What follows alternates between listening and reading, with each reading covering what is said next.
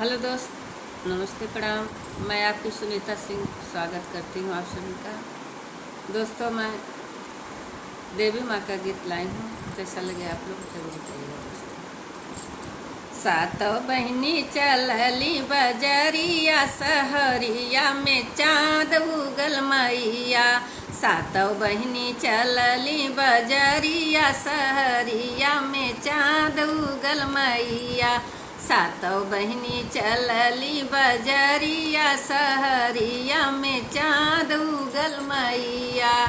चाँद उगल मैया हो, चाँद उगल मैया, चाँद उगल मैया हो, चाँद उगल मैया। सहरिया में चाँद उगल मैया। सातों बहिनी चलली बजरिया, सहरिया में चाँद उगल मैया। पेड़ा मिठाई मई के मन ही न भावे, मन ही न भावे हो, मन ही न भावे।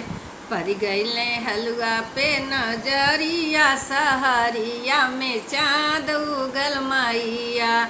पड़ गईले हलुआ पे नजरिया, सहरिया में चाँद उगल मैया। सातों बहिनी चलली बजरिया, सहरिया में चाँद उगल मैया। सातों बहिनी चलली बजरिया, सहरिया में चाँद उगल मैया।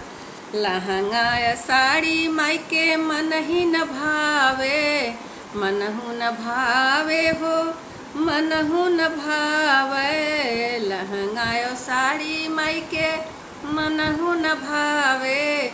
पड़ गईले चुदरी पे नजरिया, सहरिया में चाँद उगल मैया। पड़ गईले चुनरी पे नजरिया, सहरिया में चाँद उगल मैया। सातों बहिनी चलली बजरिया, सहरिया में चाँद उगल मैया। सातों बहिनी चलली बजरिया, सहरिया में चाँद उगल मैया। पीपर बरगद माँ के मनहु न भावे, पीपर बरगद माँ के मनहु न भावे। मनहु न भावे हो, मनहु न भावे। पड़ गईले निबिया पे नजरिया, सहरिया में चाँद उगल मैया। पड़ गईले निबिया पे नजरिया, सहरिया में चाँद उगल मैया। सातों बहिनी चलली बजरिया, सहरिया में चाँद उगल मैया। सातों बहिनी चलली बजरिया, सहरिया में चाँद उगल मैया।